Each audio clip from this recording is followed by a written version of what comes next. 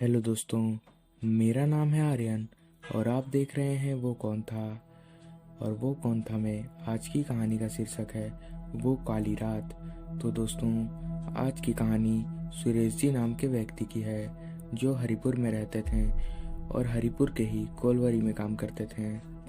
एक रात जब उनकी नाइट ड्यूटी थी और रात के करीब 12 या 12:30 ही बज रहे होंगे और तभी सुरेश जी को उनकी पत्नी का फ़ोन आता है और उनकी पत्नी सुरेश जी से कहती है कि पिताजी की तबीयत अचानक बिगड़ गई है, आप जल्दी ही घर आ जाइए। और यह सुनकर सुरेश जी अपनी बाइक से अपने घर की ओर निकल पड़ते हैं। रास्ता बहुत बड़ा सुनसान होता है और रास्ते के दोनों तरफ जंगल होता है और कुछ दूर जाते ही सुरेश जी को पीछे से एक औरत की आवाज़ सुनाई पड़ती है जो उनका नाम लेकर उन्हें रुकने के लिए कह रही थी। यह सुनकर सुरेश जी घबरा जाते हैं और वह मन ही मन सोचते हैं कि इस सुनसान जंगल में कौन मेरा नाम लेकर मुझे रुकने के लिए कह रहा है। और घबराए हुए सुरेश जी ना रुककर बाइक की गति को बढ़ा देते हैं और वहां से निकल जाते हैं। कुछ दूर जाते ही वह देखते हैं कि एक औरत रोड के बीचों बीच खून से लथपथ पड़ी हुई है और बचाओ बचाओ चिल्ला रही है।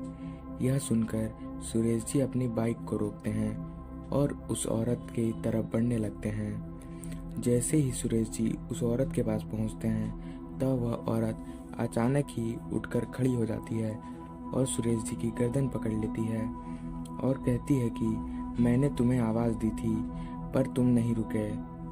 और इतने में पीछे से एक बाइक आती है और जैसे ही उस बाइक की हेडलाइट की रोशनी उस औरत पर पड़ती है तो वह औरत गायब हो जाती है और वह बाइक वाला सुरेश जी से पूछता है कि तुम इतनी रात को जंगल में क्या कर रहे हो।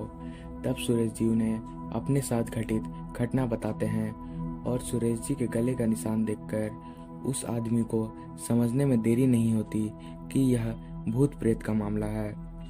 और सुरेश जी को डरा हुआ देखकर वह आदमी सुरेश जी से कहता है कि चलो मैं तुम्हारे घर तक तुम्हें छोड़ देता हूँ। और सुरेश जी अपने घर चले जाते हैं। और सुरेश जी को देखकर उनकी पत्नी उनसे पूछती है कि आप इतनी रात को घर कैसे आ गए और आपके गर्दन पे यह खून का निशान कैसा।